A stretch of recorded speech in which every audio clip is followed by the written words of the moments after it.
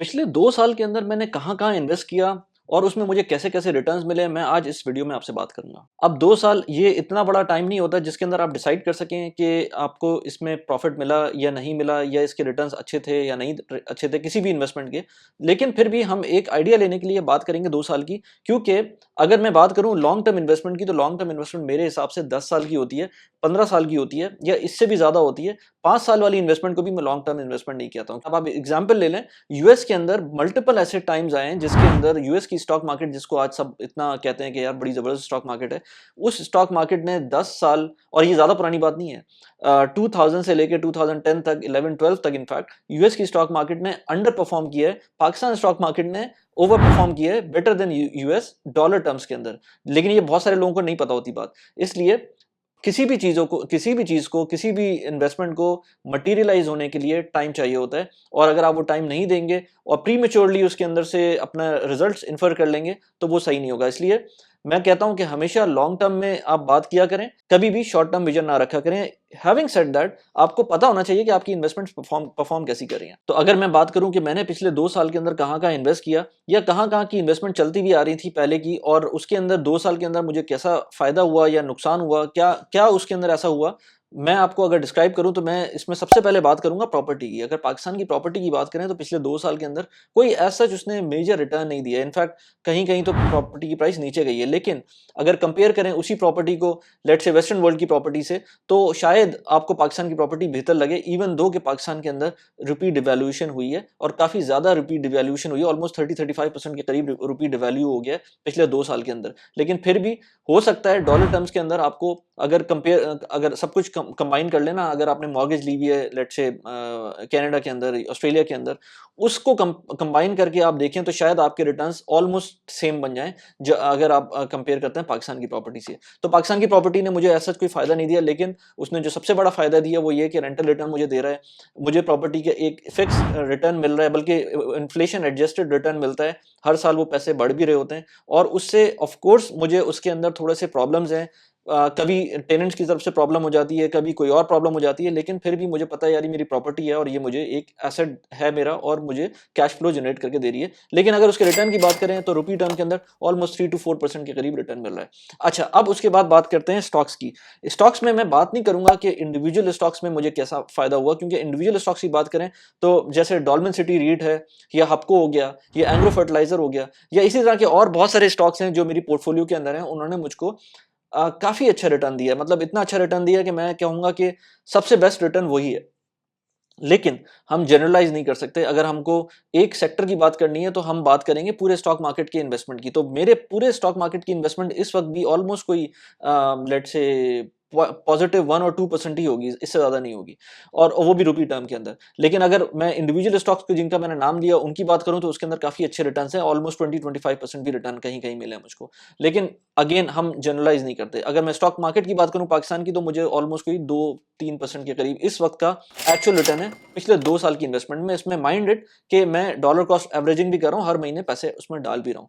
अब बात करते हैं यूएस के स्टॉक्स की। तो यूएस के स्टॉक्स के अंदर मैं सर्वा के थ्रू इन्वेस्ट करता हूँ। सर्वा में अगर आपको इन्वेस्ट करना है, $50 लेने हैं अगर आपको, तो आप $3000 की जब इन्वेस्टमेंट कर देंगे तो $50 आपको मिल जाएंगे। मैं उसके अंदर आपको लिंक लगा दिया नीचे, आप उससे उसके थ्रू अकाउंट खोलेंगे। यूएई में रहते हुए या यूएई के अंदर यूएई से बाहर भी हैं, तब भी आपको उसके अंदर इन्वेस्ट कर सकते हैं यूएस के स्टॉक्स में। चाहे वो ईटीएफ्स हो, चाहे सर्वा का इन्वेस्टमेंट का प्लेटफॉर्म हो, उसके थ्रू जब मैंने इन्वेस्ट किया, तो अगर अगेन उसके अंदर मैंने डॉलर कॉस्ट एवरेजिंग की है, तो इस वक्त जब मैं वीडियो बना रहा हूँ, आज है let's say 8th October. 8th अक्टूबर को जब मैं वीडियो बना रहा हूँ तो मैं इस वक्त नेगेटिव में हूँ उसके अंदर।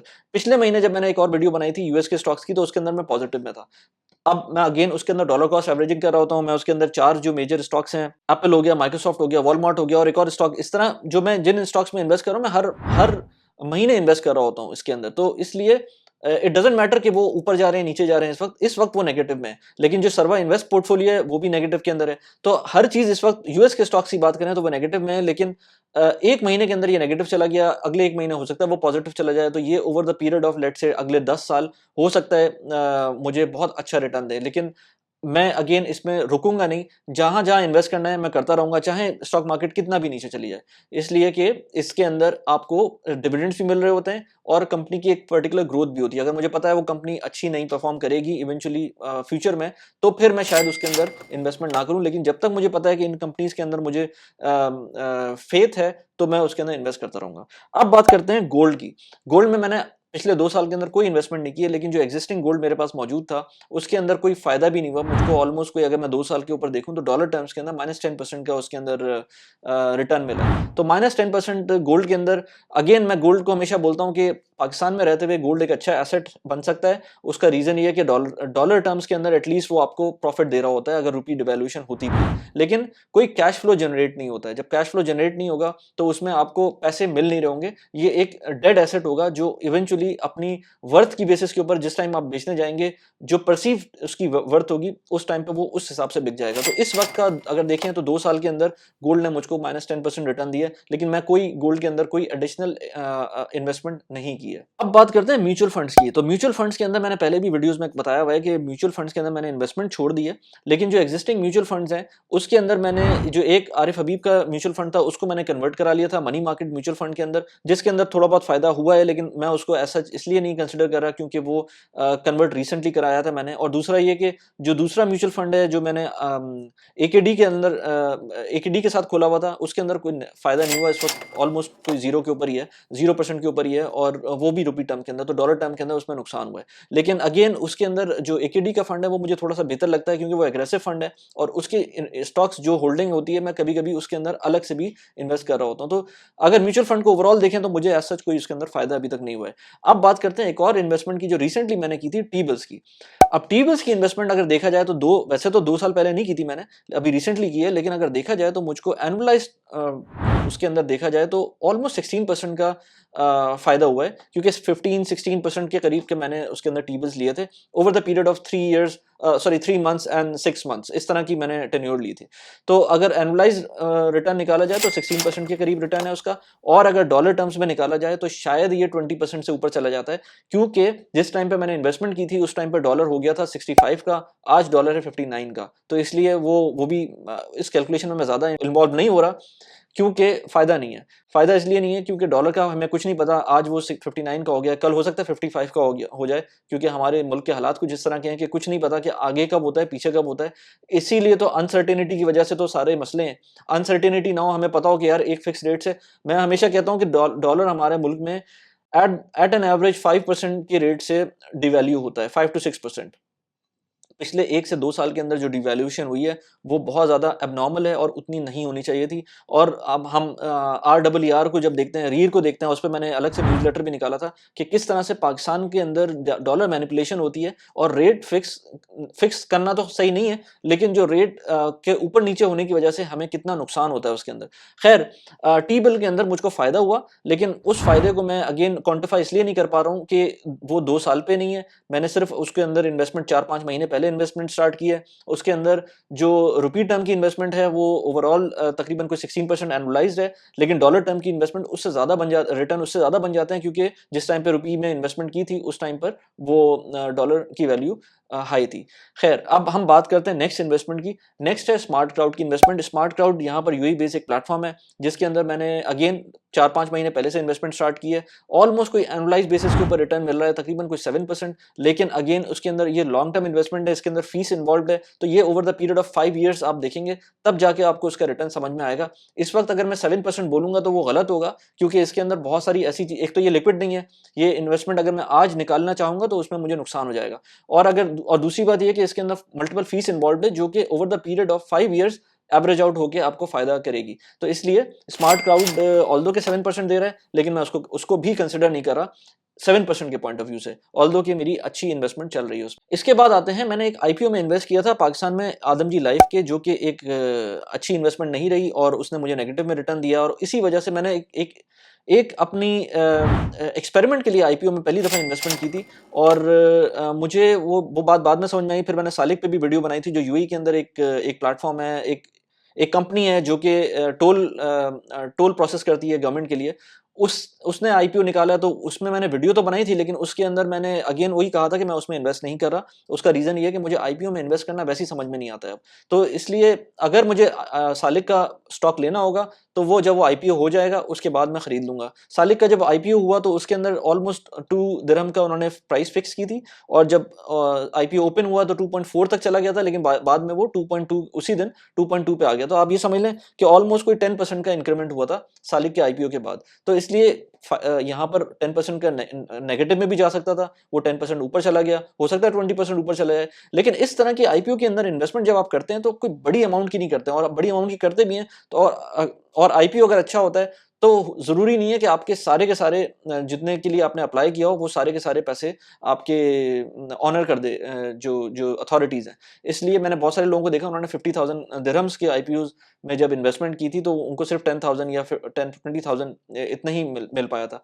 तो आईपीओ के अंदर आप इन्वेस्ट ज़रूर करें, हो सकता है उसमें फ़ायदा हो जाए, हो सकता है उसमें नुकसान हो, लेकिन कोई इतनी बड़ी अमाउंट नहीं होगी कि वो मैटर कर सके, और फिर वो लॉन्ग टर्म नहीं होगी। उसके अंदर सस्टेनेबिलिटी का फैक्टर कम हो जाएगा। नेक्स्ट पॉइंट पे चलते हैं। नेक्स्ट पॉइंट है नया पाकिस्तान सर्टिफिकेट। अब नया पाकिस्तान सर्टिफिकेट में 2 तरह की बात करूँगा मैं आपसे। एक हो गया नया पाकिस्तान सर्टिफिकेट इन रूपी टर्म, और एक हो गया डॉलर टर्म। जो रूपी टर्म का नया पाकिस्तान सर्टिफिकेट है उसके अंदर 11% आज से कुछ महीनों 1 महीने पहले तक 11% रिटर्न मिल रहा था। आज वो 15% के करीब हो गया है। तो वो भी 1 साल का जब आप जब अप्लाई करते हैं, तो मैंने उसको रिवाइज़ कर दिया था, वो 1 साल के लिए मैंने कर दिया था अप्लाई। लेकिन जो ओवरऑल देखा जाए तो नया पाकिस्तान सर्टिफिकेट ने इतने अच्छे रिटर्न्स नहीं दिए, और उसके बारे में मैंने अलग से वीडियोज़ बनाई हुई हैं कि मैं नया पाकिस्तान सर्टिफिकेट की जो अमाउंट थी वो पाकिस्तान में ही यूटिलाइज़ कर रहा था, क्योंकि रुपये की डिवैल्यूएशन इतनी हो गई थी कि उस पैसों को वापस लाना फ़ायदा नहीं था। तो जितने पैसे मैंने मेरे ख्याल से पिछले 1 डेढ़ 2 सालों से पाकिस्तान पैसे नहीं भेजे हैं, और जितने पैसे मेरे वहाँ से जनरेट होते हैं, चाहे वो नया पाकिस्तान सर्टिफिकेट के प्रॉफिट हो या रेंटल इनकम हो, मैं वहीं से उसको यूज़ करता हूँ उन पैसों को। यहाँ से पैसे भेजने का मुझे फ़ायदा लग नहीं रहा था, तो इसलिए मैंने यहाँ से पैसे नहीं भेजे। लेकिन जो वहाँ पर मौजूद थे रुपये के अंदर नया पाकिस्तान सर्टिफिकेट, उसने इफेक्टिवली कोई फ़ायदा इसलिए नहीं किया क्योंकि रुपये डिवैल्यूएशन ने उसको इम्पैक्ट किया, और जो भी फ़ायदा था वो सारा इरेज़ हो गया। अब आते हैं जो सबसे अच्छा जिसने मुझे प्रॉफिट दिया है, वो नया Pakistan certificate in US dollar terms है।